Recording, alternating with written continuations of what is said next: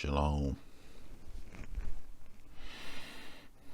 I figured maybe this time talk about the true power of forgiveness, since that seems to be on a lot of people's minds.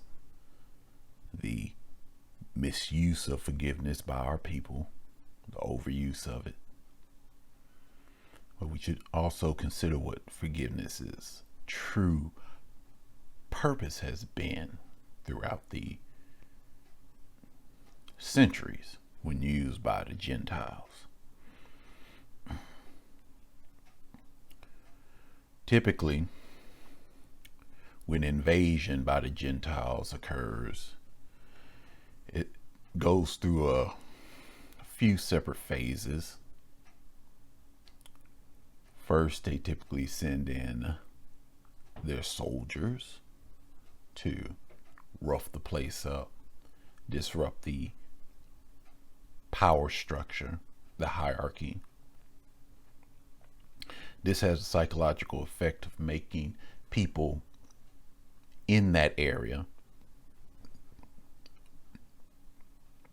perceive those that they should honor,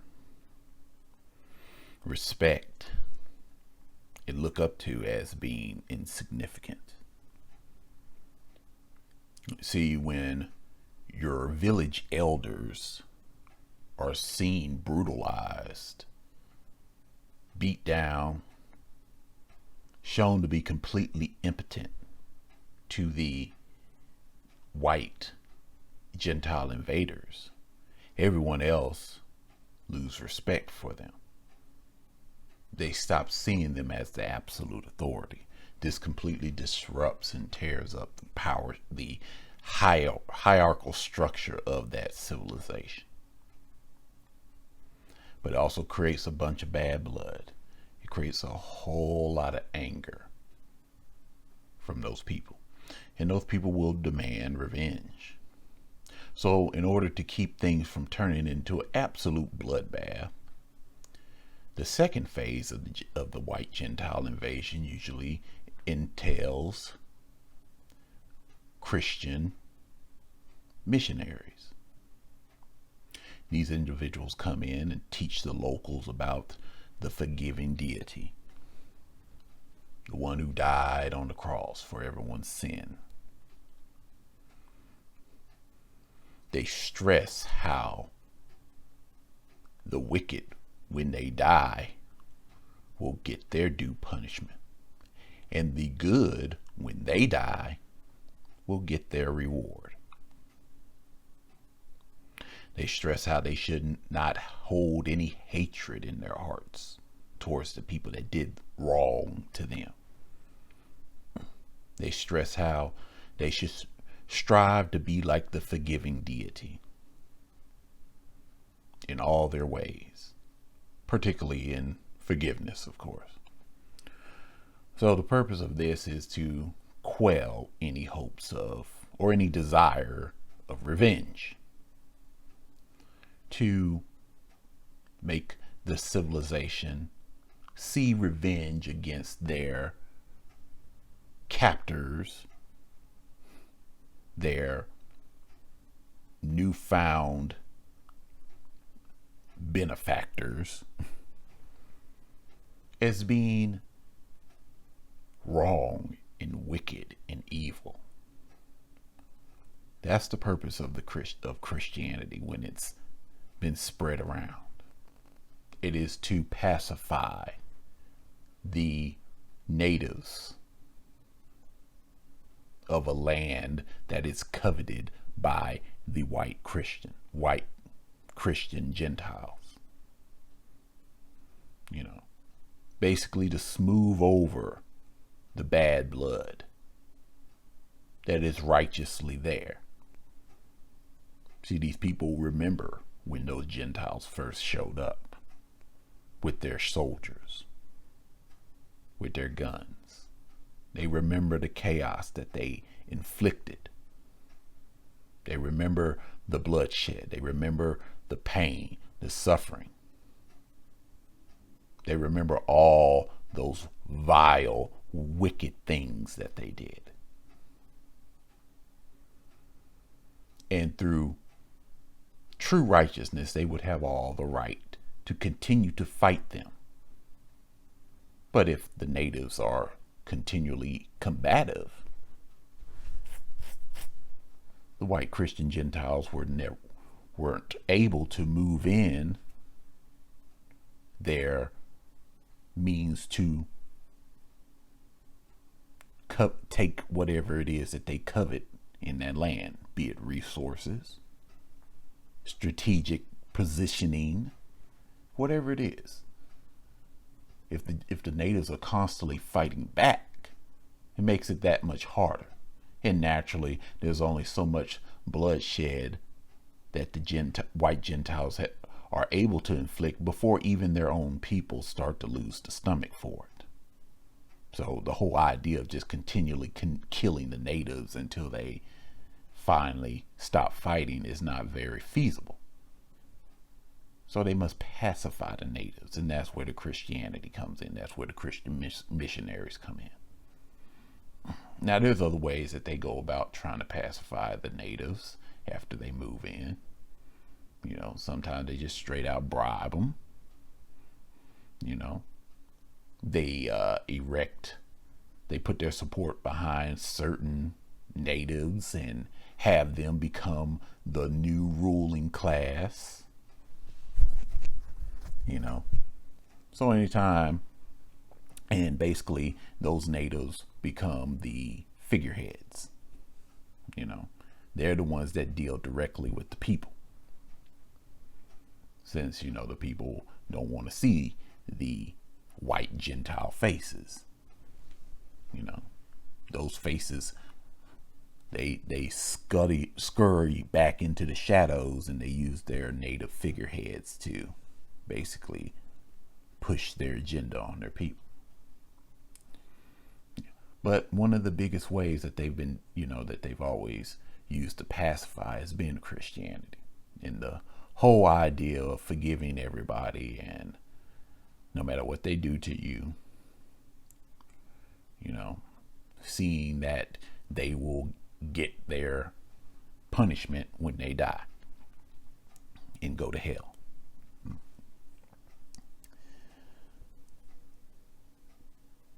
But because of the nature of that, it leads to another very strange psychological state of mind. One that has people lose value for their lives. See, the thing is, if you're totally forgiving, if you are completely passive in a way, you will start to lose any notion of fight or even physical preservation. See, if you're constantly forgiving those who wrong you, you are basically making the statement that your life does not matter, that your existence does not matter. And that's basically these people that believe so hard in, if they're good people, that they'll just go to heaven and they don't have to worry about the things that happen to them badly in life. These people are quite literally saying that their life is worthless. They're saying that the life that they want is the one that they will supposedly have after they die. So in their mind, they've been conditioned to believe that their true life is only seen in death, which, you know, really is a contradiction, you know. And these people will endure degradation. They will endure degrading hardships because they believe that it will all be worth it when they die and they get their reward in death. But you can see how that works very well for manipulative people. That works for people who need human resources, who need people to be willing to throw their lives away for any number of causes. Expendable people are created with that mindset. I think the most extreme manifestation you see of that has been, as of late, via the Muslim faith. Where the guys will kill themselves, blow themselves up for their cause, for their religion. Well, the reason why they do that is the incentive that their religion tells them. That if they die in the act of serving their deity, they will be rewarded in heaven. Rewarded far better in heaven than they could ever be rewarded in life. As a result, their life becomes meaningless in their minds. But that's the most extreme manifestation of it. In Christianity, we have similar type of people, but in Christianity, recent history, they've been more the aggressors. They've been the people who have been willing to throw away their sense of human decency, morality, and righteousness for a cause. On one side, we have the people who are willing to throw their life away for a cause because they believe they'll go to heaven and have a great reward. On the other side, we have people who are willing to throw all the basic principles of being a human being away because they believe when they die, they'll go to heaven and receive a great reward. That's the reason why you see things like when you look at those military videos of the United States in the Middle East, people piloting billion-dollar war machines, fighting against farmers.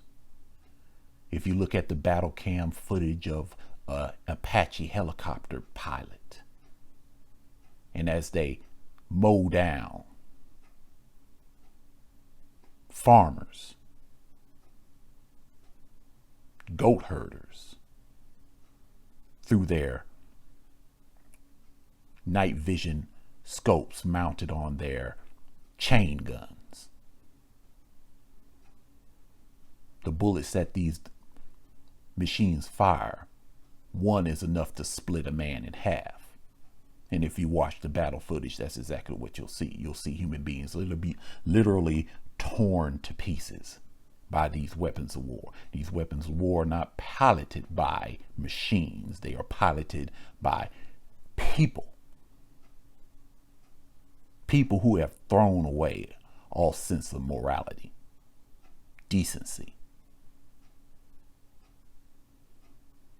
because of the cause that they've been convinced of, and because of the religion that they follow that tells them they'll be forgiven for the wickedness. They'll be forgiven for mowing down people who are so overmatched by them in their own country.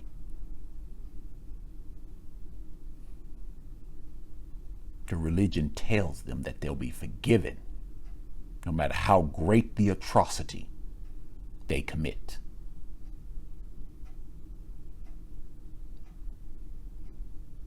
See, we always hear about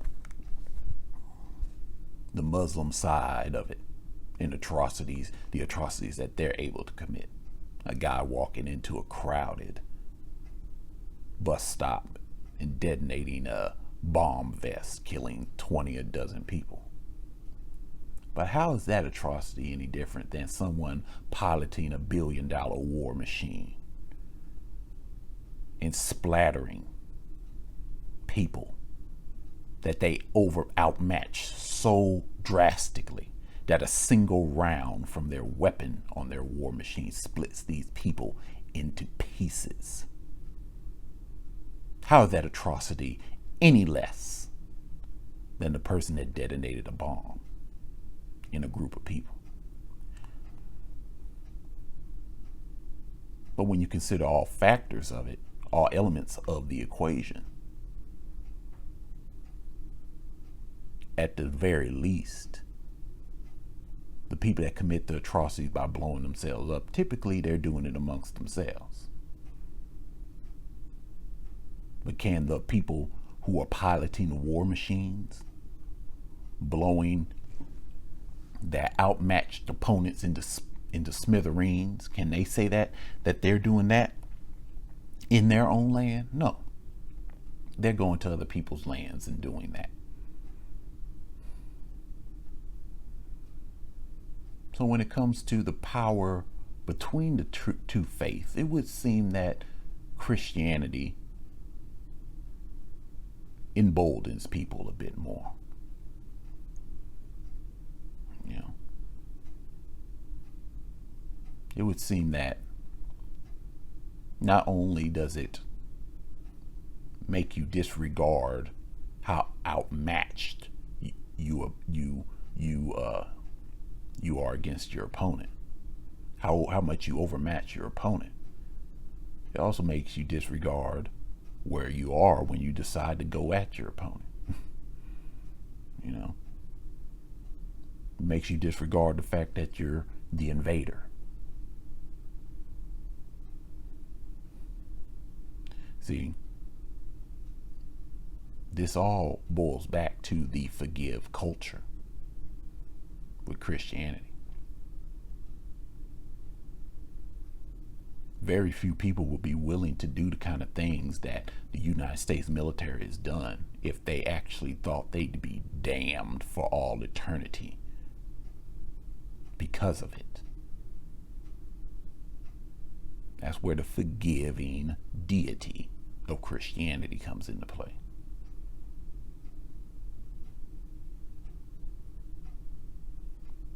And there's a whole lot of things you can look at that factors into the same thing. The bombings of Hiroshima and Nagasaki. It's the forgiving deity of Christianity that made something like that happen. The only men that will be willing to do something like that are the ones that actually thought they'd have a chance to receive some kind of forgiveness after it. Those are only people that are willing to do things like that. If you told those people that, hey, I want you to go over there and drop this bomb on these folk, just a bunch of civilians in a city, it's going to completely devastate their city, evaporate most of them. Those that do survive are going to wish they were fucking dead because they're going to be, for the rest of their life, riddled with terrible diseases and all kind of different kind of mess. But I want you to go over there and do that, and just so that you know, this will be a stain on you for the rest of your life, and you will never ever be forgiven of it. Now, how many people do you think would actually do that if they were told that? Very few. Probably only the most clinically insane people would agree to do that, and they'd probably be too dang insane for you to even trust the bomb with. Yeah, they'll turn the plane right around and drop it on your head. That's just how crazy they are. But nobody in their right senses would dare take on a mission like that if they knew that there would be no salvation for them afterwards. So that's why I say Christianity is the reason why Nagasaki and Hiroshima was bombed. Christianity is the reason why that even to this day, those two bombings are the only two bombings. The only two bombings where nuclear weapons were used in human history.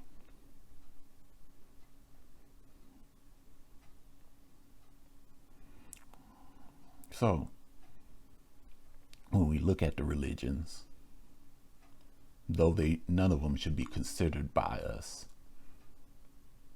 I do think that there is a listing that we should give them from, the ones like, from bad to worse.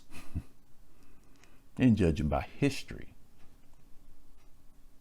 it would seem to me that Christianity is probably the worst. Christianity is the religion that has enabled the most downright disgusting atrocities to be committed.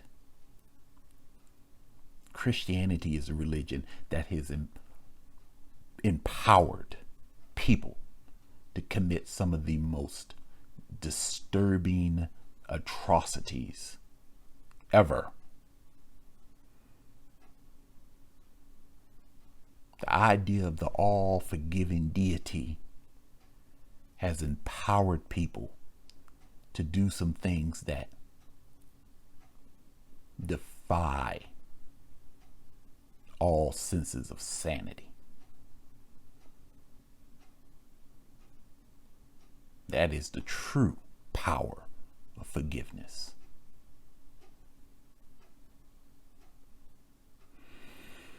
Now, to talk about the Botham Jean case, or John case. Strangely enough, or maybe not strange, a lot of people probably saw this coming. One of the key witnesses in the case has conveniently been killed in a suspected drive-by shooting. This witness, I think his name was Joshua Brown, people were already saying was nervous about testifying. Him and another witness, the other witness claimed that they even received threats. Now, considering what this case was about and who was being charged, it doesn't take any more than one guess to know who was sending these threats. And I just have to think that this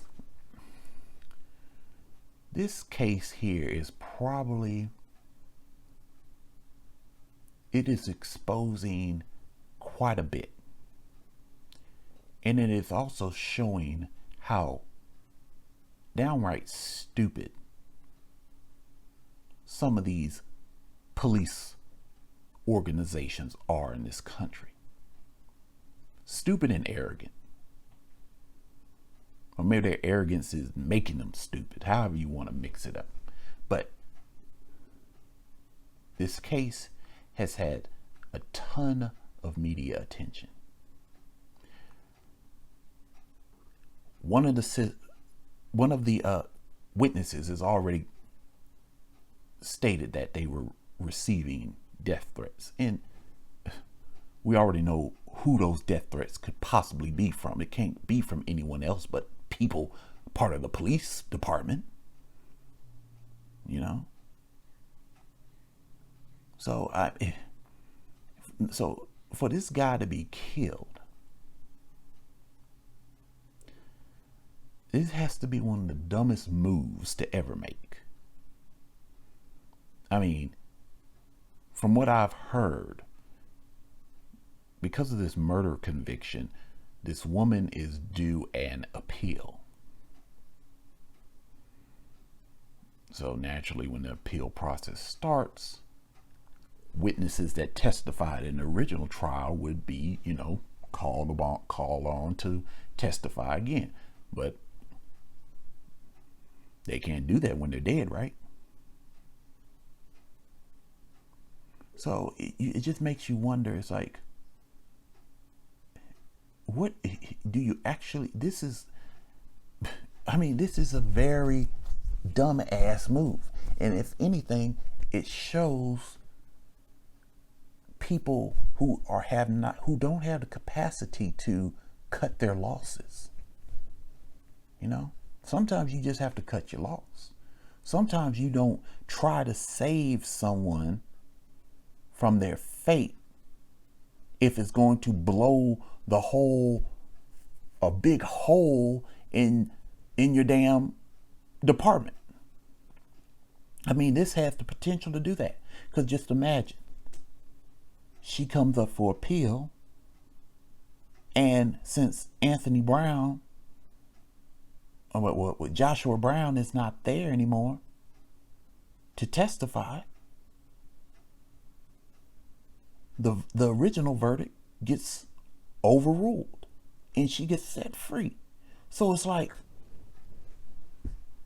it's like, what's the saying? Cui bono? Who benefits?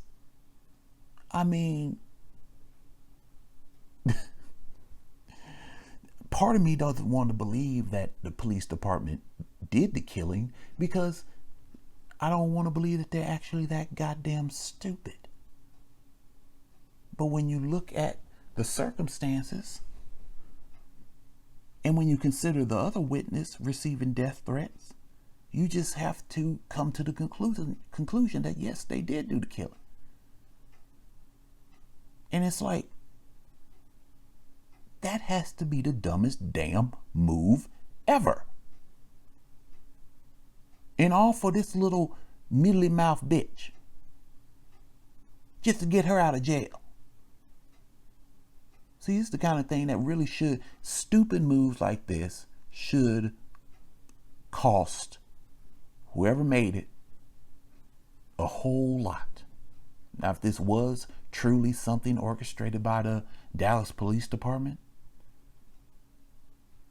I pray to the Most High Yahweh that he uses this to blow open the corruption in this department wide open for the world to see. I truly do.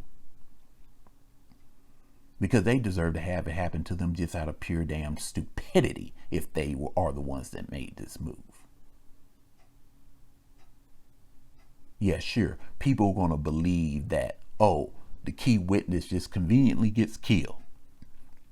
And then woman comes up for appeal, and then she's able to beat her sentencing through the appeal, mainly because one of the key witnesses is dead. Come on, dog. Definitely this case, and it deserves continued scrutiny. If there is an appeal process due to this woman, this needs to be watched all the way through. Because if she gets off, and that's really just icing on the cake. It's like, even if they don't ever find the people who supposedly killed this boy, this Joshua Brown, and naturally, if this was a police hit, they ain't never gonna find him, right? Or they'll find a patsy and blame it on that person. But even in that case, come on now. So I just want to touch on that, the ongoing drama with the Botham John case. So far, 2 black men have lost their lives over a Becky. This Becky has claimed 2 black men lives. Now, granted, I don't believe Botham John was actually an Israelite. I believe he was African or whatever, which would make him like a Hamite or something like that. But Joshua Brown, I'm pretty sure, was an Israelite.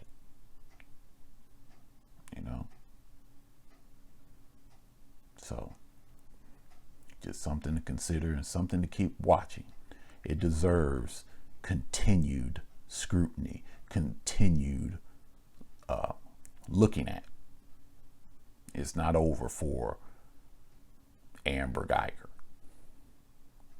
And it definitely isn't over for the Dallas Police Department, who, again, I just have to keep on repeating this.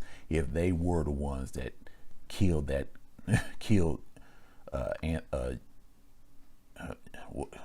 Joseph Brown, whatever his name is, they have to be the dumbest people on the planet. I mean, dumb move.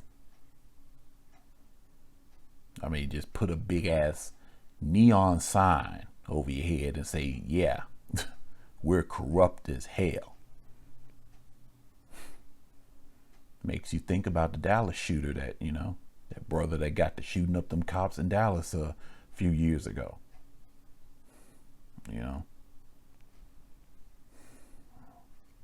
Things happen for a reason.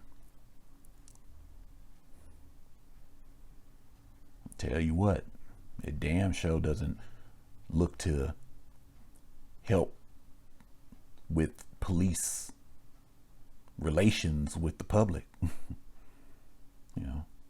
If this boils over and exposes how a police department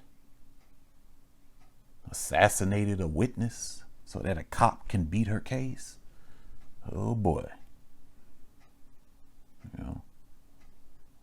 That's another strike against police and public relations. I don't know how many more strikes that they can tolerate, to be honest with you. Because now, even white folk are mad at them. It ain't just us. It ain't just the black folk. See, when it was just the black folk, they were able to contain it. Them black folk, they just don't like the police. They lawless. All that shit, but hell, it's white folk now pissed off at the cops now. Mainly because they understand that if any kind of ruling comes down where the government wants to take away certain rights from people, like gun rights, they understand that it will be the cops that will be the ones that will be enforcing that. So now they're, they ain't entirely cool with the cops anymore because they see them as the potential threat to their rights. And the cops, it's funny though when you think about it, how we've been used as a scapegoat this whole time to keep white people from really calling out the police for what they were doing. Because these white Gentiles always saw these police as their last line of defense. And so that's the reason why they were always on this, yes, respect the cops. I'm for the cops. Yeah, we for the cops, the police, blah, blah, blah, blah, blah. Because they always thought the cops were their own personal army. If things go down, they always thought that they could depend on the cops. So all the time that we were telling them, all the time that we were complaining about the police being brutal, about the police being corrupt, about the police militarizing themselves and having too much stuff, all that was able to be sidetracked by the police by just, it's just rowdy black people, They want to be lawless. That's all it is. They're the only ones complaining about it. And the white Gentiles are like, yeah, that's all it is. But now they're seeing. No, it ain't just rowdy black people. Now they're seeing that all the stuff we've been saying about the cops, there it is. It's real. It wasn't just us being rowdy. It wasn't just us not wanting to live underneath laws or whatever. Now they're seeing it. And now they're seeing the cops as a threat too. So things are getting interesting. And they're going to get even more interesting. And I'm afraid that that forgiving deity, it ain't going to work anymore. Its days are winding down too. And the true deity, the true creator, the most high, Yahweh, his ways will come back into prominence.